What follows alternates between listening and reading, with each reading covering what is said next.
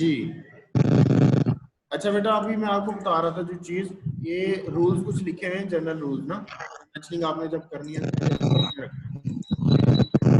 ठीक है। इसमें चौथे नंबर पे आप देखें, dimension should be placed outside the views unless they are clearer and more easily read inside। वही जो बात मैंने अभी आपको बताई थी कि जितने भी सर्कल के आपने डायमेंशन देनी है या कोई भी अगर आपने डायमेंशन देनी है तो व्यू से आउटसाइड पे देनी है कोशिश करना। और अगर व्यू बहुत बड़ा है और बाहर देने की बजाय अंदर बहुत सारी जगह खाली है तो फिर आप अंदर भी दे सकते हैं।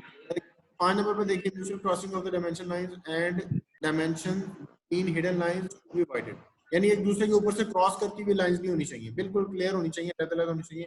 ये बिल्कुल सिंपल सिंपल से रूल है, ये आपने जेहन में रखने हैं, ये पढ़ लीजिएगा बेटा, इसलिए मैंने आपको कहा था ये मैं बताऊंगा तो वो टाइम बहुत सारा इसमें लगेगा ना। आगे डिफरेंट एग्जांपल्स हैं गिवन, ये आप देख सकते हैं, ठीक है।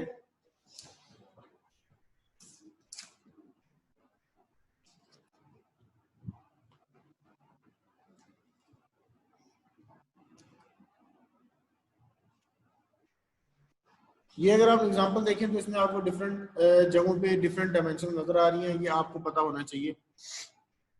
ये अगर राइट साइड पे अगर आप देखें ऊपर वाली फिगर में, तो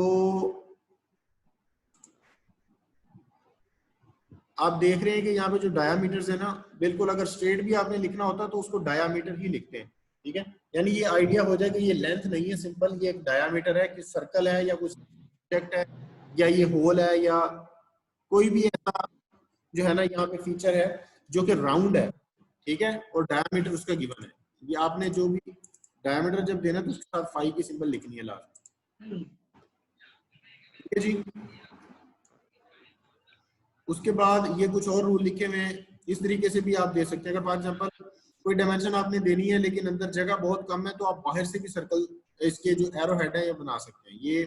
ये जिस तरह ये बनाए हुए हैं, इसको देखें गौर से। 16 लिखा हुआ है जिस जगह पे तो जगह बहुत कम है, उसके अंदर एरो हेड बनाया, तो आप एरो हेड बाहर भी बना सकते हैं इस तरीके से, ये जैसे ये बनाया हुआ है, एरो हेड बाहर भी बनाए जा सकते हैं। एरो हेड बनाने के बाद भी अंदर जगह नहीं बच रही तो आप साइड पे भी डायमेंशन लिख सकते हैं जैसे इसने लिखी हुई है, ये काम भी आप कर सकते हैं अगर करना चाहें तो। यानी ये आपको डिफरेंट मेथड्स बताए हैं या डिफरेंट जो सिचुएशन होती है उनमें आपने कैसे डायमेंशन लगानी है, ये आपको सारी डिटेल यहाँ पे बताई हुई है। इसलिए ये चैप्टर आपके लिए पढ़ना बहुत जरूरी था और आपको कहा था कि ये पढ़ना है आपने। मजीद भी आपको जब जरूरत पड़ेगी तो आपने इसी चैप्टर से रेफर करना है, ठीक है। मैं भी इसी चैप्टर से रेफर करके आपको बता रहा होता हूँ, तो यही हमारे पास स्टैंडर्ड है जिसको हमने फॉलो करना है। ये देखें डिफरेंट जो है ना डायमेंशन किस तरीके से इन्होंने दी हुई हैं, वही डायमेंशन वैसे ही उसी मेथड से हम देंगे। अच्छा, अब इसमें किसी का कोई क्वेश्चन है तो वो मुझे बताएं।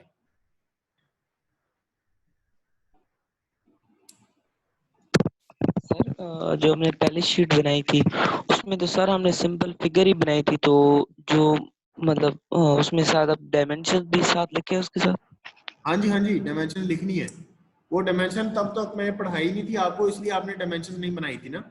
अब डायमेंशन आपने पढ़ लिए, आपको रूल्स का पता चल गया, आपको मेथड पता चल गया, आपने इसी रूल और मेथड को यूज करके डायमेंशंस बनानी है। अच्छा, आपने ये काम करना है कि आपको ना मैं यहाँ पे ना हमारे पास व्यूज बने हुए हैं, ये व्यूज मैं यहाँ से पिक्चर्स लेके ना आपके साथ LMS पे शेयर कर देता हूँ एग्जांपल के तौर पे।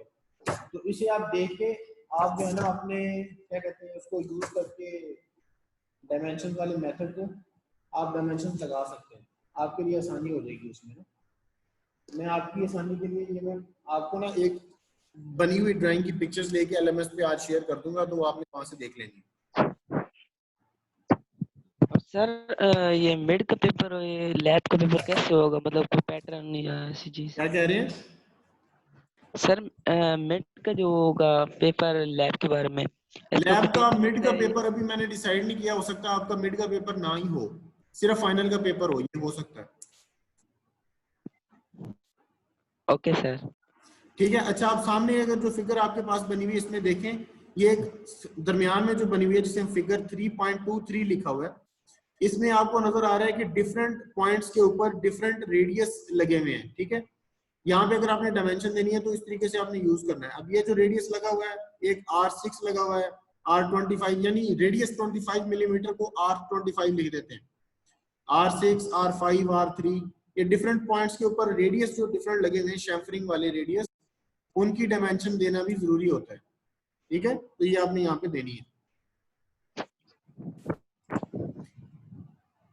और आगे आ जाए तो इसमें फिगर 3.25, ये रूल्स सारे लिखे हुए हैं और रूल्स के साथ नीचे फिगर्स बना के एक्सप्लेन किया हुआ है। इन सब रूल्स को आपने डिटेल में पढ़ लेना है लाजमी। ठीक है, डिटेल्स में पढ़ने के बाद फिर जब आप नेक्स्ट टाइम आओगे हम फिर इन चीजों को डिस्कस करेंगे, तो आपको बेटर आइडिया होगा कि कैसे ये चीजें चलती हैं। टेपर कैसे बनाते हैं, स्लोप 1:20 का क्या मतलब होता है। ठीक है, तो ये सारे ध्यान में रखते हुए ये सारा काम करना है।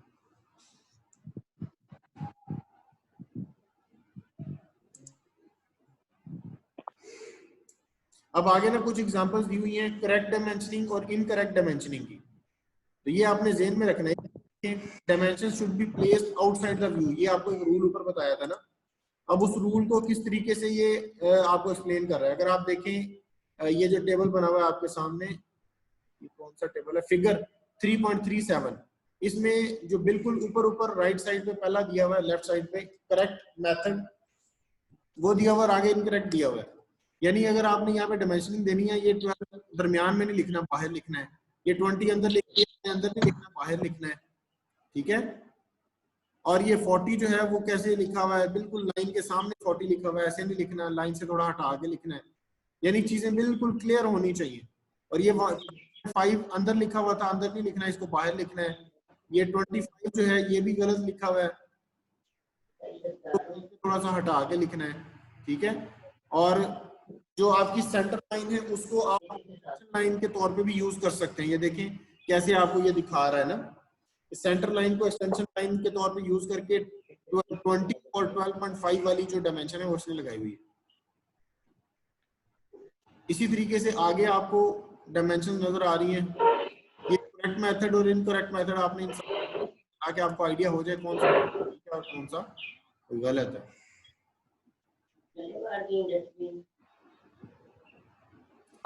तो आज का बेटा लेक्चर, अब इसके बारे में किसी का कुछ है? आपका टास्क आपको पता होगा जो मैंने आपको बताया था। कुछ लोगों को कंफ्यूजन थी फर्स्ट एंगल और थर्ड एंगल प्रोजेक्शन में, तो मैंने उन्हें कहा था यूट्यूब से आपने देखना है, तो उन लोगों ने उम्मीद है देख लिया होगा, चीजें क्लियर हो गई। उसके बाद आपको मैंने जो है ना अपडेटेड स्लाइड एलएमएस के ऊपर डाली थी, लेकिन आप में से कोई बंदा उससे देख के नहीं आया, ये बड़ी गलत बात है। जो डाटा मैं जब शेयर करता हूँ आपके साथ, मैं एक्सपेक्ट करता हूँ कि आप लोग उसे देखें और उसे पढ़ के आए। और आपको मैंने कहा था कि लास्ट वीक वाली जो 2 शीट्स हैं वो आपने डायमेंशनिंग के साथ सबमिट करानी है।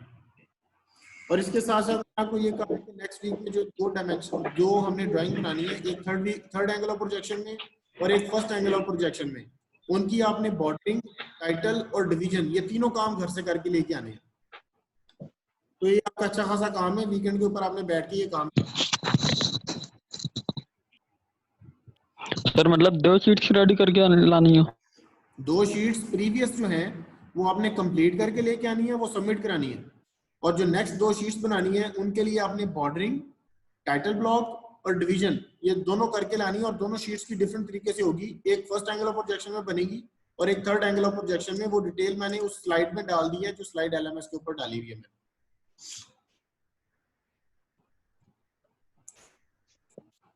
ठीक है बेटा, ये हमारा आज का लेक्चर था, ये कंप्लीट होता है। इसमें किसी को क्वेश्चन?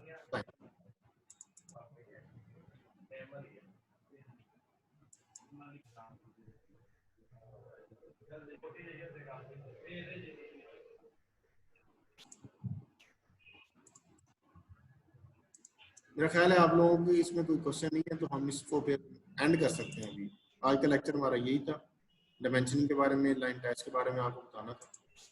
सर वो जो 2 स्लाइड्स ने 2 शीट्स नहीं बना के लेके आने हैं, उनमें से कौन सी शीट है वो जो 2:1 के हिसाब से करनी है? ये मैंने आपको बताया था लास्ट लेक्चर में, आपको कहा था नोट कर ले। इसमें सर दोनों शीट्स 2:1 के साथ बननी है, दोनों।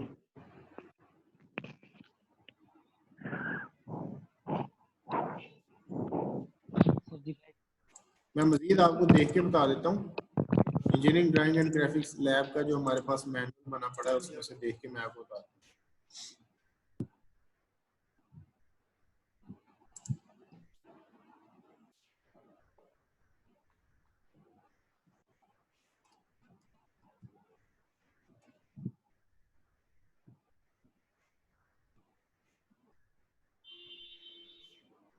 हाँ जी, जो शीट नंबर 4 आपने बनानी है ब्रैकेट की, इसके लिए भी 2:1 यूज करना है।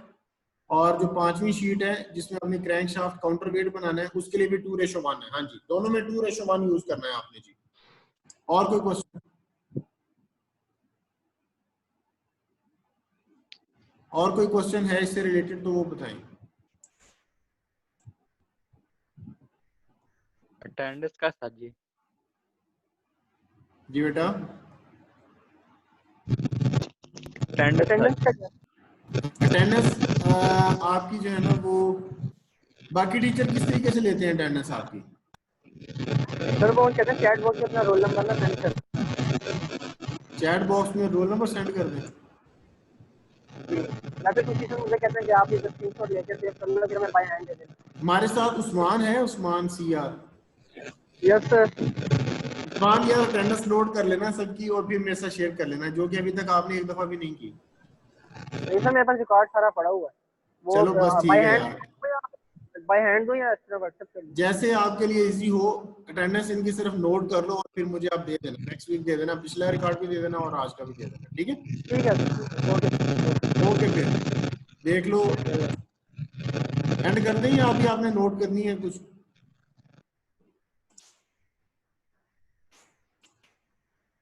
अटेंडेंस ले लो फिर हम मीटिंग को एंड कर देते हैं। अटेंडेंस ले लिया सर, मैंने स्क्रीनशॉट ले लिया सर। चलिए ठीक हो, ठीक है जी, फिर आज के लिए यही था। अल्लाह हाफिज। नेक्स्ट वीक तैयारी करके आइएगा, चीजों के साथ आइए। अल्लाह हाफिज। अल्लाह हाफिज।